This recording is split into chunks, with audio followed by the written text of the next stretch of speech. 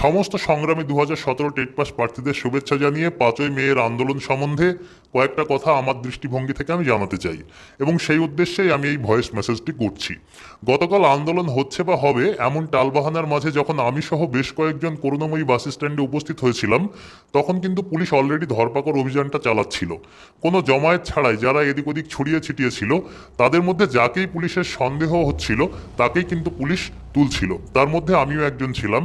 তাই পুলিশের ব্যবহার এবং আন্দোলনকারীদের যে পুলিশ ভীতিটা ছিল, যে পুলিশ ভীতির কারণেই আন্দোলন সম্পূর্ণ সফলতা পায়নি বলেই আমি মনে করছি, সেই সম্পর্কে অর্থাৎ পুলিশ ভীতির নেগেটিভ এবং পজিটিভ দিক এই সম্পর্কে আমি যা যা অনুভব করেছি সেগুলোই আমি তোমাদেরকে জানাচ্ছি। পুলিশ আমাদেরকে যখন তুলেছে তার পরেই কিন্তু পুলিশ আমাদের সঙ্গে সম্পূর্ণ কোঅপারেশন করেছে। তোলার পর তারা আমাদেরকে বলে দিয়েছিল যে তোমাদের ভয়ের কিছু নেই, তোমাদেরকে কিন্তু কিছুক্ষণ পরেই আমরা ছেড়ে দেব। এবং থানায় গিয়ে পুলিশ বাবুরা আমাদের কিন্তু জল, খাবার, চা, বিস্কুট, তার সঙ্গে মুড়ি, চানাচুর ইত্যাদির ব্যবস্থা করেছে। সেই সঙ্গে সঙ্গে 2 বা 3 সিভিক ভলেন্টিয়ার ওখানে দাঁড়িয়েছিল, যারা যথারীতি আমাদের বিভিন্ন আদেশ পালন করেছে বললেই বলা যায়।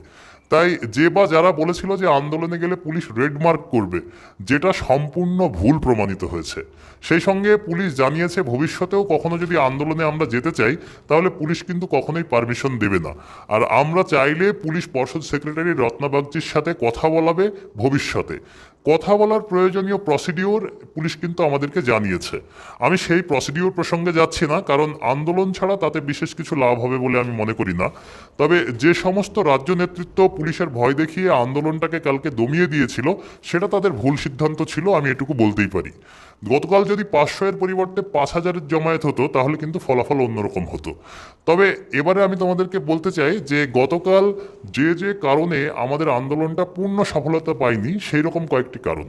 সেই রকম কারণ হচ্ছে, আমার দৃষ্টিভঙ্গি থেকে আমার মনে হয় যে আন্দোলনটা করার আগে যেভাবে প্রস্তুতি নেওয়া হয়েছিল, যখন রাজ্য নেতৃত্ব জানিয়ে দেয় যে গতকাল 5ই মে আন্দোলন হচ্ছে না, তখন তারপর থেকে আবার যখন 2 নতুন নেতা আন্দোলনের দায়িত্ব নেয়, তাদের কিন্তু প্রপার প্ল্যানিং ছিল না আন্দোলন সম্পর্কে।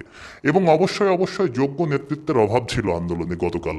আর সেই সঙ্গে আমি আর একটা জিনিস বলবো, যে আন্দোলনের আগের দিন রাজ্য নেতৃত্বের সিদ্ধান্ত বদল, এইটা ছিল সব থেকে বড় কারণ আন্দোলন সম্পূর্ণ সফলতা না পাওয়ার জন্য।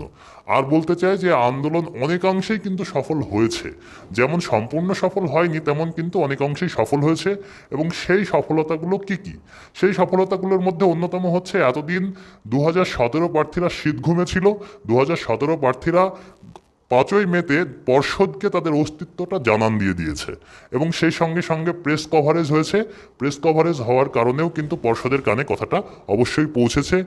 আর সব থেকে বড় প্রাপ্তি যেটা হয়েছে, যে পুলিশ ভীতিটা, আন্দোলনকারীদের পুলিশ ভীতিটা কিন্তু দূর হয়েছে, কারণ আমরা পুলিশের যথেষ্ট কোঅপারেশন পেয়েছি।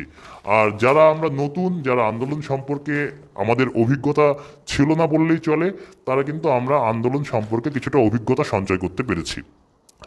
আর এই ভয়েস মেসেজ শেষ করার আগে আমি এটুকুই বলবো যে সরকার কিন্তু বিভিন্ন নিয়োগ দুর্নীতি নিয়ে বর্তমানে ভীষণই চাপে রয়েছে। আর এই পরিস্থিতিতেই আরও একটা রাজ্যব্যাপী আন্দোলন আমাদের প্রয়োজন, এবং নতুন এবং পুরনো প্রার্থীদের মিলিয়ে যোগ্য নেতৃত্ব ঠিক করতে হবে, এবং যোগ্য নেতৃত্ব ঠিক করার পর প্রপার প্ল্যান করতে হবে।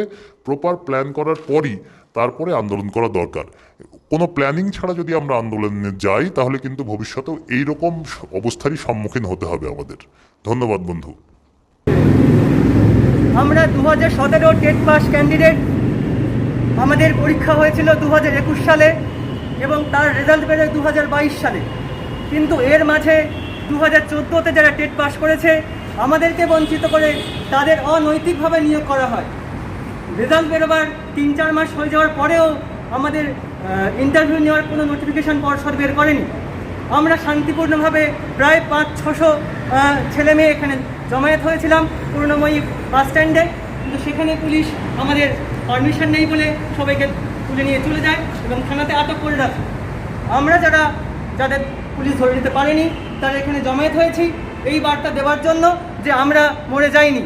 আমাদের 1000বার ভেঙে ফেললেও আমরা সংগঠিত আছি এবং আমরা আমাদের দাবি, আমাদের চাকরি আমরা ছিনিয়ে নিয়ে তবেই থামবো। এই বার্তাটা দেওয়ার ছিল সবাইকে। আমাদের দাবি মানতে হবে, আমাদের দাবি মানতে হবে।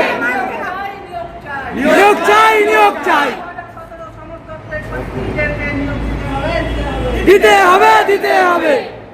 5 বছরের যন্ত্রণা মানছি না, মানবো না, মানছি না, মানবো না। নিয়োগ চাই, নিয়োগ চাই, নিয়োগ চাই, নিয়োগ চাই, 9896 জনের প্রত্যেকের নিয়োগ চাই, নিয়োগ চাই, নিয়োগ চাই, নিয়োগ চাই।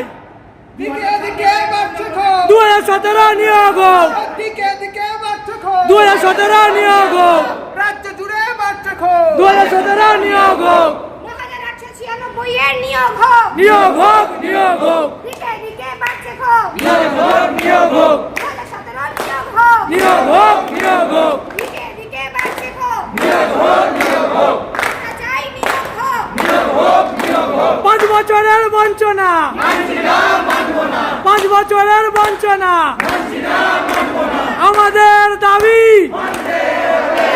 দিকে দিকে বাড়ছে ক্ষোভ, জেলায় জেলায় বাড়ছে ক্ষোভ, রাজ্য জুড়ে বাড়ছে ক্ষোভ,